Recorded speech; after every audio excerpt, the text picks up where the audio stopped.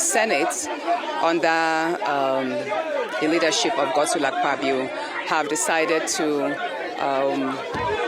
become lawbreakers. Hello, welcome to this channel. There is this video I came across and I would like us to watch it together. But before we do that, please, if you have not subscribed to this channel, please go ahead and do that. Click on the subscribe button and turn on your notification bell to keep being part of this. Then as you watch, do not forget to react and also drop your comments in the comment section. How far more can you go on this? In simple terms, it's not about beating the first and second gates and barricade. It's about me and a duly elected senator walking into the chambers to resume my constituted duties as I was elected and mandated by the good people of Kogi Central and INEC. And it's unfortunate that we got in today, which is the 22nd of July 2025, having duly notified the Senate through 2 letters that I would be resuming functions today. As a matter of fact, I'm disappointed on 2 grounds. One is the number of armed policemen that we met outside, all well kitted with guns, charged at a female senator who is unarmed with her people here, patriotic Nigerians. And the second thing is the fact that the Senate, under the leadership of Akpabio, have decided to become lawbreakers, and by denying me entrance into the chambers to resume my duty. There's been some conversations in the media by his own team trying to twist the narrative that the judge did not order my reinstatement, and I'd like to clarify that. You see, pursuant to Section 318 of the 1999 Constitution, it is very clear that decisions of a court comes in 5 ways. It could be a judicial decree, it could be a sentence, it could be an order, it could be a conviction, and it could be a recommendation. So an order is just one of the 5 decisions that a judge can pronounce over any case, and mine tilts towards a recommendation.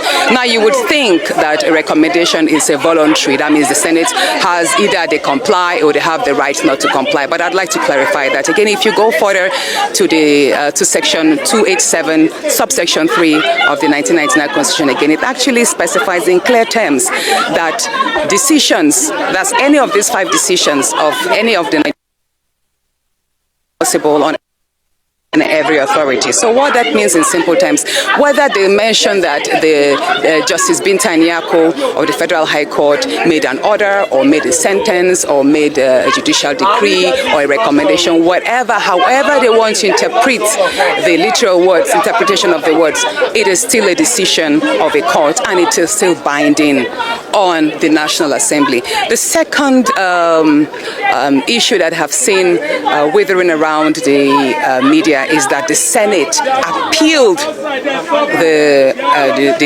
judgment, and I mentioned it. I'm saying it clearly. Hamza, can you please give me? Where's Hamza? Let me have that page, please. Let me have the appeal. Let me show them the appeal.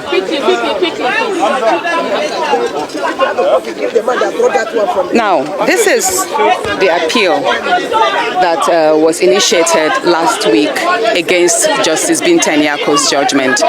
It is clear that it is not the National Assembly, neither it is the Senate. It's Akpabio himself. Read it. The president of the Senate. He is the only appellant. The National Assembly has not appealed that judgment. The Senate has not appealed the judgment. The Committee on Ethics has not, that suspended me wrongly, has not appealed the judgment. As a matter of fact, Senator Akpabio joined the clerk of the National Assembly, the entire Senate, and the chairman Committee on Ethics as joint respondents to the case. That means Akpabio has taken the National Assembly and the Senate and the clerk and the committee to court as well. Do you understand? That must be clarified. So there is no reason whatsoever, contrary to the publications I read yesterday, that I should not resume today because the Senate has appealed my suspension. And I did not. No, what I appealed, there's the contempt, and that is separate. The judgment came in two parts. One was to address the contempt, which is based on the satirical letter, which I made, or the satirical apology letter, which I made on Facebook, which the judge thought it wise in her own strides that that amounts to contempt. But I'm saying clearly that that does not amount to contempt of her court, because before Justice Binti Nyako was not the matter of sexual harassment, but the matter of suspension. And what I would say clearly, hold on. What I'll say clearly here is me appealing the contempt does not in any way invalidate the decision of the court that mentions me resuming. And I'll say this again. In as much as the judgment, Justice Binti Nyako's judgment, was the most watery of all the suspension judgments we've had, take into consideration Senator Aline Dume's and Senator Omar Gege's suspension. But there is one particular portion of her decision which I want us to hinge upon, where she mentioned that my suspension is actually excessive and that me being suspended for 6 months actually will prevent my ability to carry out my constitutional functions as stipulated in Section 63 of the 1990 Constitution. Now, what does Section 63 of the 1999 Constitution means? That every senator in this and every parliamentarian is to attend a sitting not less than 181 days per year to carry out my constituted functions. And what are the constitutional functions of a senator? One, legislative, which I'll do in there. Second is oversight of the executive, and third is representative of my people. So that means what Justice Binti Nyako told the National Assembly is that not only is my judgment excessive, but it will also deprive me of carrying out my of which I was elected according to the Nigerian Constitution. That is Section 63. So that means my suspension is illegal. If you look at that, because anything that contravenes the Nigerian Constitution is illegal, and the National Assembly cannot be greater than the Constitution. They're now coming down again based on the appeal. Akpabio himself cannot be greater than the courts, cannot be greater than the Constitution. And I want Nigerians to know that the office of the Senate President, Akpabio himself, does not give me my legitimacy as a senator. The fact that he has gone on appeal himself does not invalidate the decision of Justice Binti Nyako and does not stop me from being a senator. I got my legitimacy as a senator today from the people of Kogi Central, who voted me at the February 2023 election. So, me being well,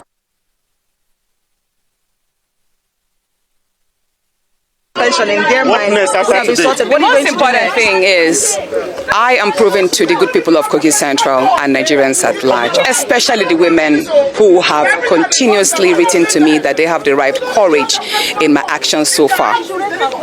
Now, the fact that I've been denied entrance is a statement being made. Our narratives are being shaped, history is being formed and shaped, and policies, again, all of this work together through intentional actions like we have done today. It's on record that the National Assembly under Akpabio has decided to be in contempt of the court's decisions. And it's quite ironic because they are actually lawmakers. So that puts to question how far democracy in this day and age. So, however, if we decide to turn our backs and go home, we are not ignorant of the fact that the National Assembly is most likely going to go into recess tomorrow for 2 months, and they will resume pretty much in the last week of September. And like you rightly said, that means they would have pretty much served the earlier 6 months suspension. I'm saying that because as at now, I'm no more suspended. And there's something very important I would like to say. Even the suspension ab initio was fraudulent because the document that recommended my suspension was not attested to by the senators, the members of the committee. It was just an attendance sheet that was photocopied as their signatures. And if we had to go through that, that means ab initio from the onset, the suspension is wrong because the documents, the recommendations itself was faulty. So that's having mentioned that. Well, going forward, I'm going to have a meeting with my legal team, and then most likely they will have to probably proceed to the appellate court to seek interpretations of what has just happened. Abiding citizens, everyone here who has accompanied me, you can see no one is unruly, even though some have vehemently decided to express their dissatisfaction with the system. I am a law-abiding citizen, and it is very important I do mention, and Nigerians should know that even though we do have 2 federal government criminal cases against me, they are on criminal defamation simply because I spoke up the threat to life. And everybody has a right to speak up on their threat to life. And Nigerians should know that I am not facing charges of corruption. I'm not facing charges of embezzlement. I'm not facing charges of drug abuse, and neither am I facing charges of murder. And it's ironic that the people who are actually testifying as witnesses in the 2 federal government cases have cases at EFCC, have files at EFCC on record that they have actually embezzled state funds running into billions. So it's really, let me say this, it's very important I do mention the flip of our judicial system, the flip of how institutions being utilized to oppress people who are innocent. If this is a country that if Nigeria works, if our institutions are truly independent and strengthened, then there's no reason why some of these fellows who sit there as senators should even be in the Senate in the first place. They should actually be behind bars, and I'm saying that. And I do pray and hope that it is by my actions today and by voices of Nigerians all around, whether in the country or in diaspora, that we speak up and ensure that this injustice that is being meted against me, this persecution meted against me, will not stand, so that their daughters will not suffer, so that their wives will not suffer simply because they spoke up against sexual harassment. And I'm sorry I have to mention this, because you see, people have wondered, Natasha, how come there's so much hate? How come you were suspended for 6 months? Just the day after you tendered your petition on sexual harassment, you were suspended. And then there was the fraudulent recall. We all saw how we survived the recall. And then there's been a whole lot of attacks against me, which by the grace of God I've survived. And whenever people ask me, Natasha, why is there so much hate from the Senate President against you? Why is that the institutions have turned against you, even though, by and large, you are pretty much one of the fairest senators or politicians in Nigeria? And I tell them, this is just an iceberg of what I have had to suffer and endure in the Senate under Akpabio's leadership for the last 1 year.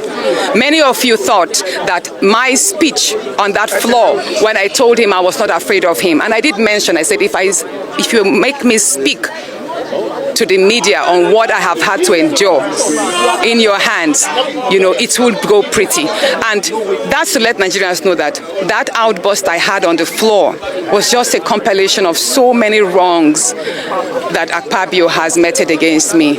And I will say this, pretty much it's a shame that we have had so many good Senate presidents. We've had Chuba Akpabio of blessed memory. We've had Senator David Mark. We've had Bukola Saraki. We've even had Ahmed Lawal, who is a senator right now. And I'd say this pretty much is the worst assembly Nigeria has ever had. And I hope we will not have to suffer this anymore, because it tells a lot on the individual. And I've said this before, and I'm saying it again.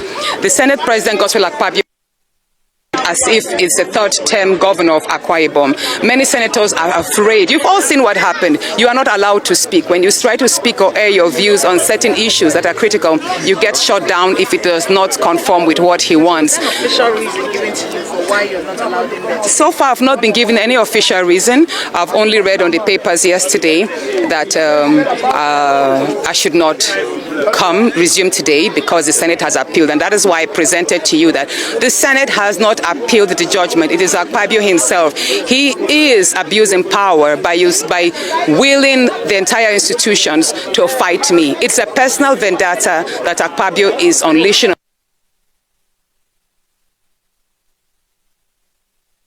wrong, because you can't have his own senatorial district deprive the Kogi Central of representation. There is just no reason why these gates should not be open. But by and large, considering the fact that the Senate is vacating tomorrow, whenever they deem it fit to resume, we would resume as well. So what matters most is all the pressures and all the calls of me apologizing for no wrong that I did. I have refused to do that. So if it means staying the entire 6 months for an unjust suspension, which I'm saying, repeating again, has been quashed by the courts, so be it. I have pretty much been busy with my constituents on the brighter side. You've all seen, we've been carrying out a lot of projects in the past few months. And that is true to my nature, because I am a technocrat. I'm a lawyer. I'm an oil and gas expert. My formative year in my career were in the oil and gas industry. So I got into politics because I wanted to create a different mark for other people like me who wants to venture into politics. I also got into politics because I want to intentionally raise the standard of leadership. It's enough for us in Africa to sit down and admire leaders or politicians from other smaller African countries, not talk of the European world and the other Western world. So I hope that with this journey so far, however it goes, people should muster strength from me, and I hope that 2027 we will have more courageous, younger, educated, intentional leaders that will be elected into office, so that together we can change the narrative of Nigeria. And thank you so much for your love and support, Nigerians. I see you, I feel you. Thank you for watching this video. Please leave your contribution in the comment section and also do well to subscribe. I'll see you in my next video.